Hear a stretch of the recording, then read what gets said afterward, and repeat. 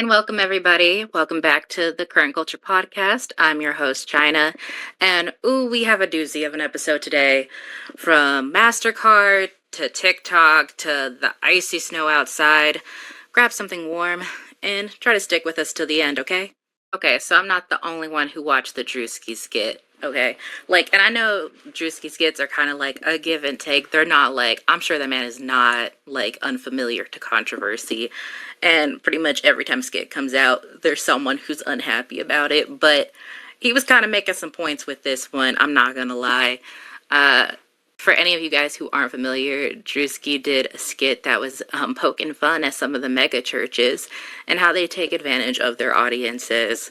Haven't seen megachurches, the big churches with private jets, huge audiences, and taking a lot of funds from their audiences. And if you haven't seen the clip, go on and check it out.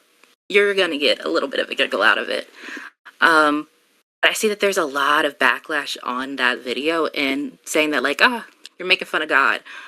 But I kind of want to take a second and push back on that a little bit, especially with the most recent happenings. I mean, just not even that long ago, we had Todd Hall, who publicly shamed his service goers for not being able to give $10,000 to as donations to his church, and then started airing their dirty laundry of the different members for not donating.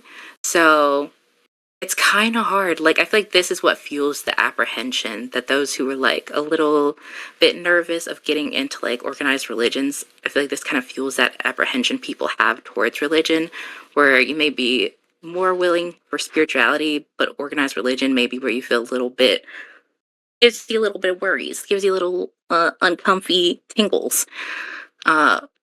Whenever you go to religion, you go to this as a source of comfort, but instead you're met with shame, and you're giving your last to someone who is walking out in a Gucci suit and hopping onto a private jet.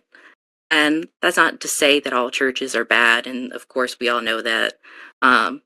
But it also still raises questions, of the morality of this, as well as really the comfort you have in these organizations, and thinking about where you're donating to, but also the right to question these organizations. And I know that there's that discomfort and fear, and I feel like a lot of us, I know I was raised where it's don't ask too many questions now, don't act smart. And I feel like a lot of religions kind of prey on that. A lot of organizations kind of prey on that mentality of not being able to ask questions and just accepting it. And but I feel like the problem with that is equating the organization, the people, with God. And that's where we kind of get into worry. And I feel like that's where people can be taken advantage of. And really, all I can do is hope for the best for these people, and for people who are in situations like this and being taken advantage of. But really, I want to know your thoughts on this one. To me, that skit was funny. I know social media is feeling a little bit scary these days, and honestly, valid. I know with the TikTok situation, I know that's been filling up a lot of people's feed. The most trending topic on TikTok is TikTok. And makes sense. New word of the day, shadow ban. That's what's been happening for a lot of people on TikTok recently. So if you're trying to type in the word Epstein, you can't. Well, you can, but your content probably won't show up. Same with if you're talking about anything related to ICE right now, that probably won't show up either.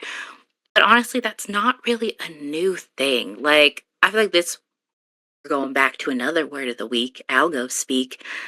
This isn't a new thing that's been happening though. There's a reason why you see watermelon emojis. There's a reason why a lot of words, no one says there's a reason why people say PDF and then file whenever they're talking about certain topics.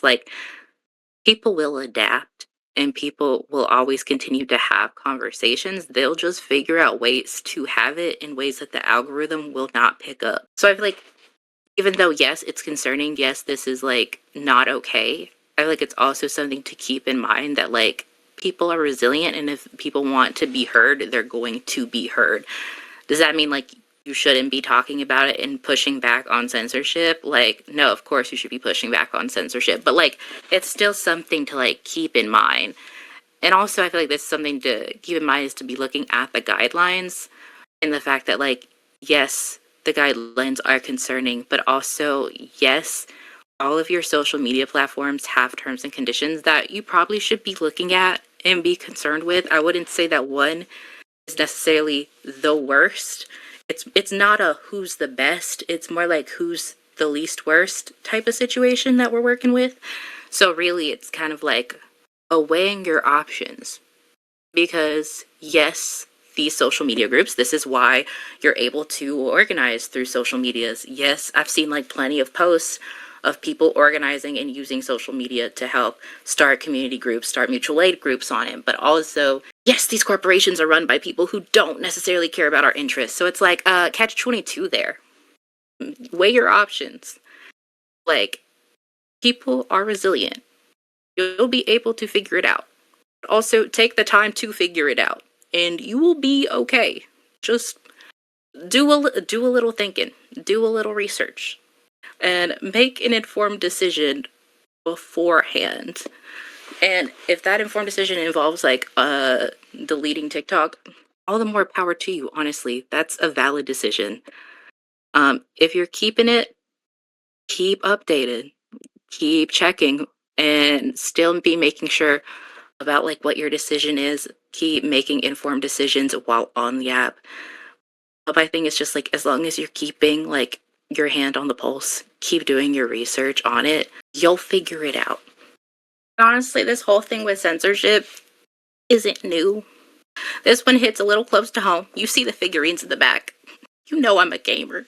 So another one that's been on my mind is the Visa and MasterCard situation. So for those of you who don't know, like if you're on Steam and itch, you've probably seen some genres of games disappear from like your libraries and from your search list. And that's because they've also been shadow banned. See, we're using those words of the day. Or delisted. Yeah, so Visa and MasterCard have been pressuring Steam and itch to remove adult games from their platform. So those games that were just a little too spicy and sexy are kind of like gone now, or at least you won't be able to search and find them anymore. And that's to be more advertiser friendly, basically increase those profit earnings, make that money, but at the cost of creators and gamers. And I know on the surface this sounds like, oh, you just want games that are like spicy. Oh, we see what you do at night. No, that's not it. Okay. And no shame if that is you. Like, do you? But like, that's not why. It's because whenever you lump together that, all mature games are going to be fall under this category of like not being advertiser safe. So say your game is like dealing with mature themes or is trying to like tell a story, but it happens to have like really serious subject matter in it, it's gonna get the axe too. And I've seen some really great stories on there that are like really dealing with like really heavy subject matter, as well as the fact that a lot of times stories that have like LGBTQ themes automatically get lumped in with being as a sexual, like, because exploring sexuality doesn't necessarily mean that it is sexual, but like tell that to advertisements, I guess, but like those get lumped together a lot. So those games are all being delisted. They're all being like shadow banned on the platform, so those aren't going to be accessible games anymore.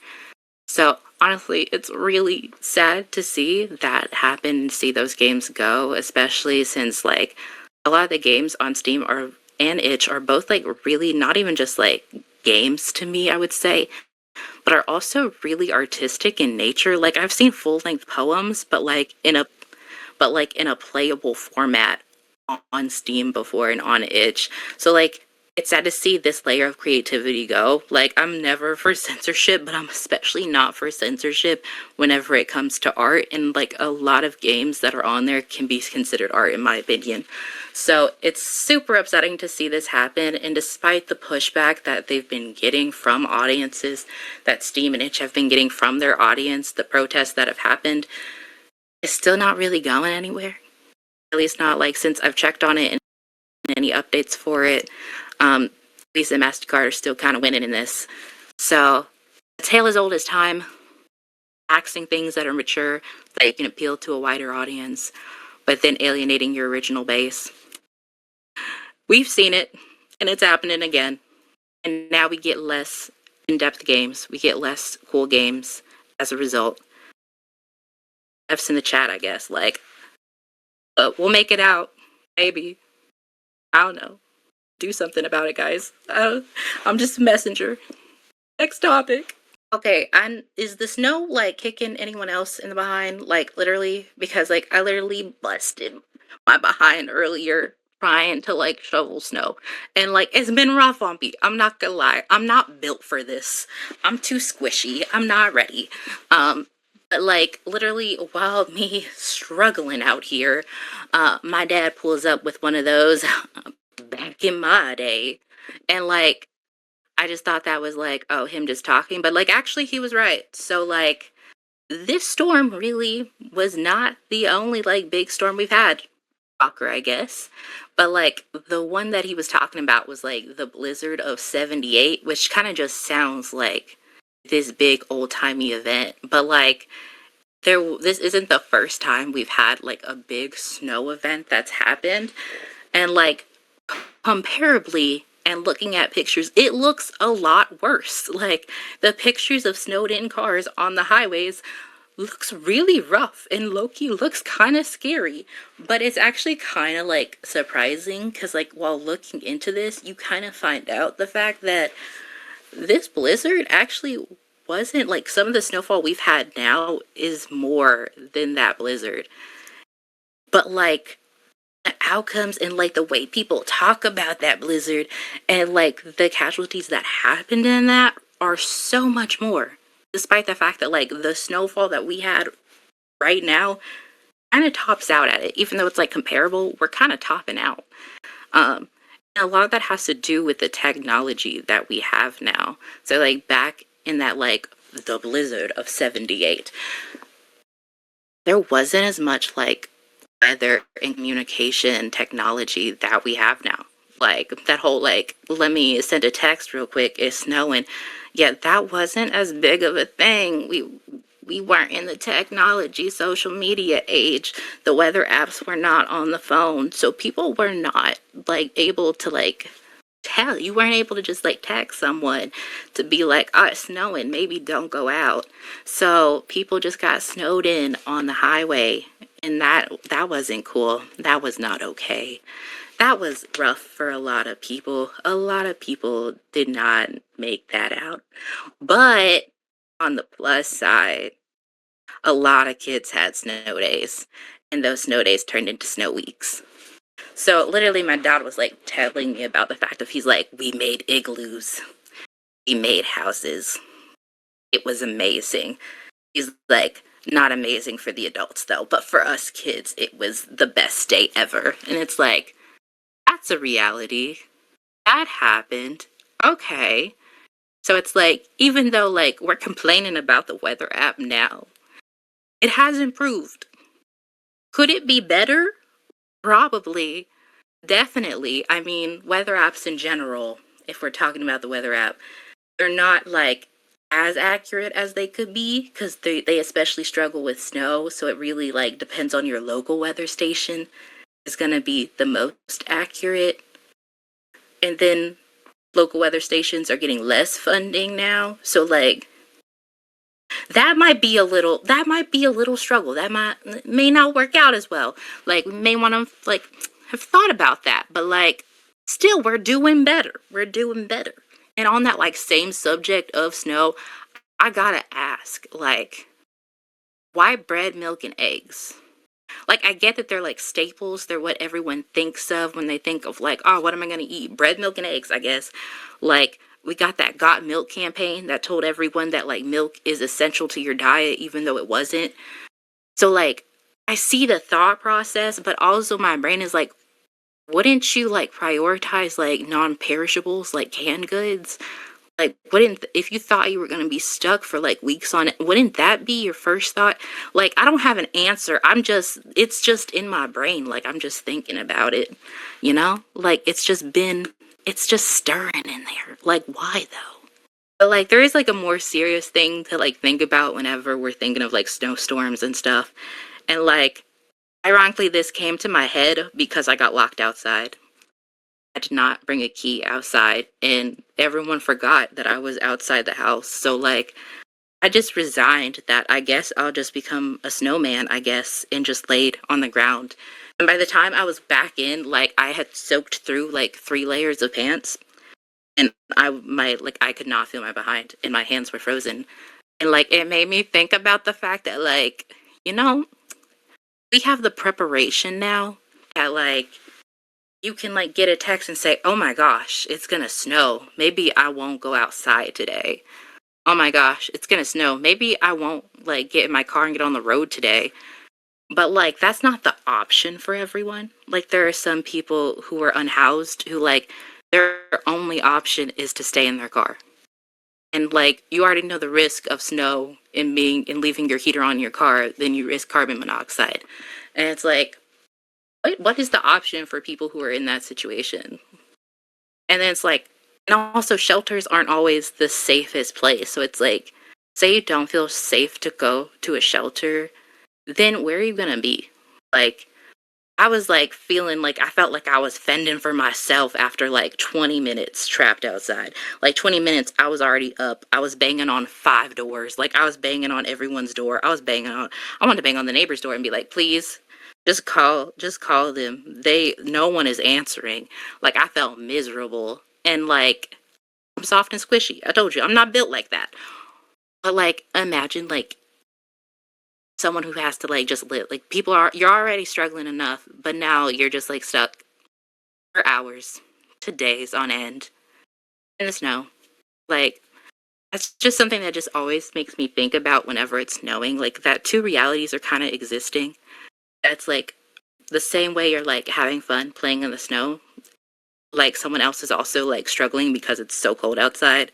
And I don't think that means that like you can't make a snowman. Like I don't feel like you have to make your snowman sad now because now you're confronted with this reality. But at the same time, like I feel like it's something to think of in the back of your head, you know? Like and it doesn't help that like we have such like hostile architecture, like not even the kitties are safe. Like did y'all see that picture like of like them hollowing out a tree? Like the tree was hollowed out and the cats were living there and like they cemented it so now the family of cats can't live there. We don't even have the empathy for the animals because I feel like most people like animals more than people sometimes. Sorry, but like we can't even give the animal shelter. And like, what are we doing for people? It's like it's literally cheaper to house people. It's literally cheaper to house people than to put up hostile architecture. So I'm like, we don't even have that much empathy. What are we doing? So like, especially whenever it's cold outside, I can't help but like think about that. I'm like, what can we do to like support people who are unhoused? Like, we can build a snowman, but maybe like we can think of like building a fort or a house too while we're at it. Just a thought. Disney is woke. Okay, like for real though. Uh, y'all like saw that thread that Disney posted, right? Like before it got taken down. I'm sorry, that kind of made that's making me laugh. It's still on my mind. Disney is surprised that its movies were progressive? Question mark. Uh, yeah, Disney. I'm sorry to tell you that your movies, they that whole good messaging, good stories involve being progressive. Like that's the idea. And it's kind of making me laugh. I'm still on it. That thread had me rolling. I'm sorry. I'm not sorry. Uh, Disney posted a thread recently that was like asking what your favorite clips from Disney movies were, and the responses were full of people talking about quoting like old Disney movies, but they were all like anti-authoritarian and like progressive clips, and Disney didn't expect people to do that and immediately deleted the thread, which is honestly kind of a missed opportunity. Like, one, I'm never for censorship, y'all. I don't vibe that. But like also it's kind of like you don't realize the messages in your own movies, and like especially the fact that so many of the messages came from old movies. I feel like it kind of like highlights the change in Disney, and the fact that like I feel like more than ever Disney will tell you that it's PC. It'll tell you that like yes, we are for the people. Yes, we like definitely champion like we champion values. Like we have strong values. But like it's the movies that when it didn't have that message, when like Disney wasn't trying to tell you that it cared about your rights, that it actually had strong messaging about human rights. And like irony is like it had some good materials. Like I remember like my drama teacher at one point asked me because it's on the wall. Like you see all the Disney stuff, you see all the Kingdom Hearts. She asked, why are you like such? Why did you have such a huge like Disney phase? Like why Kingdom Hearts? And it's like I did not have an immediate answer, but it's like old Disney movies were it though. Like there were like good messages in like old Disney movies, and a lot of that like came from like the older ones talking about like how to interact with other people, how to interact with your environment. Literally, Robin Hood, like the one scene with all of the animals being like locked up, told me like how to do community organizing, like how to do mutual aid. Like literally all of the animals literally have nothing, but still they have one crumb of food and they are sharing that one crumb with each other to support each other. Only having one coin, but using your last coin to help someone else. Like that was heavy. That was heavy. But little me understood that, and little me was like, "Yeah, that's what you're supposed to do. That's how you're supposed to be towards other people. So that's what I'm gonna do from now on." Okay, like that stuck with me, and I feel like that stuck with a lot of. I saw some Robin Hood posts on there, so that stuck with other people too. But I feel like that, like one of the cardinal rules of writing, show not tell. I feel like it was like when Disney was more showing us that it cared about other people than telling us to care about people. And it also like reminds me of like really the missed opportunity about this is like I feel like Disney should have pulled an Elmo. Like I feel like Elmo did this so much better. Like whenever Elmo did its post of like, "How are you doing?"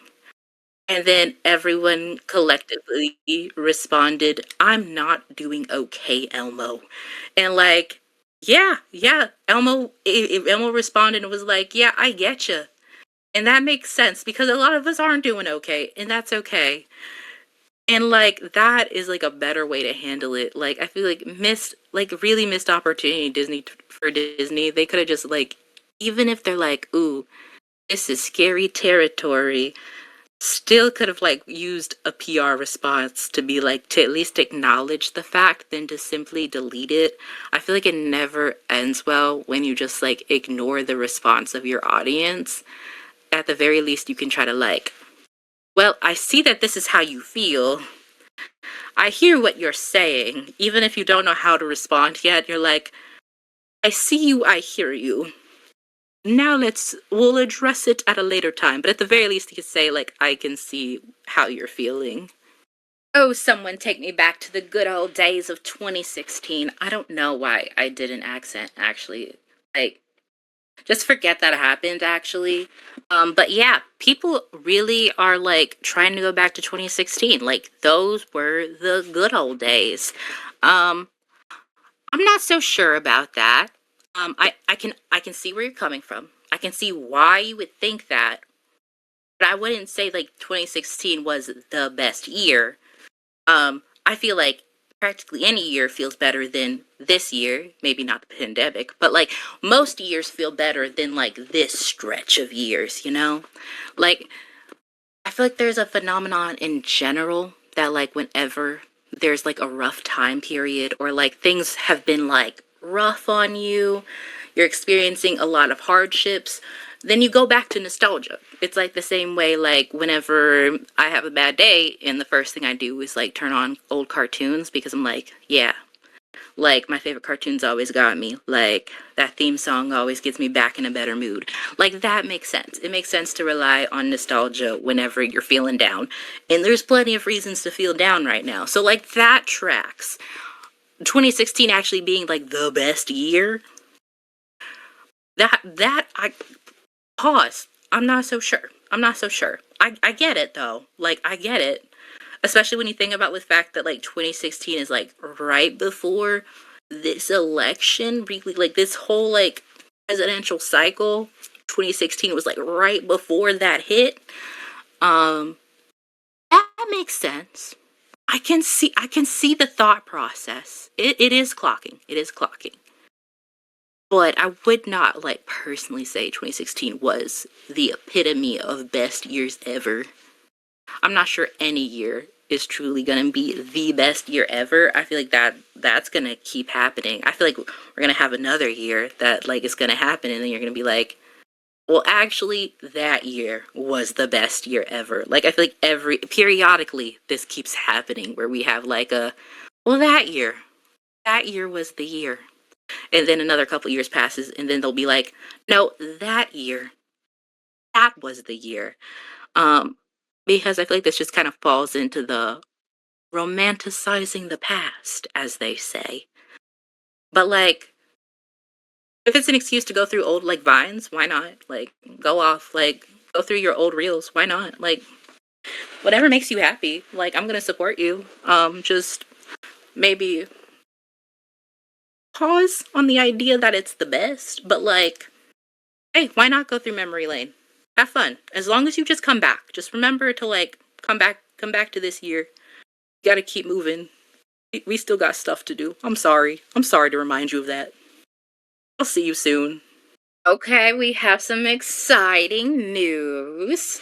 So, February is here, so there's a lot to talk about. We're going to have a whole episode to dive into it, though.